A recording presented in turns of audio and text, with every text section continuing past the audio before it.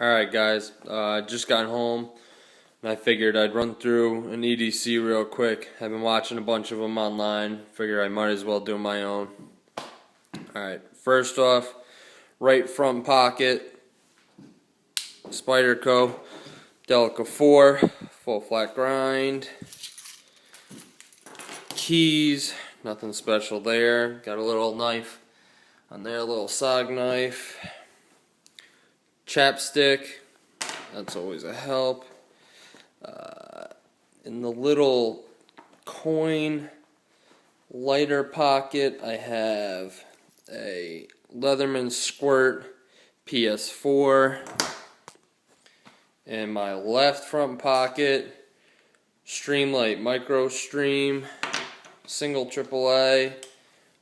That's where I carry my iPhone 4S, which I'm taking the video with, and just a regular Bic lighter. I'm not a smoker, but I always carry one with me. In my back left pocket, a pack of gum. Gotta keep your breath fresh.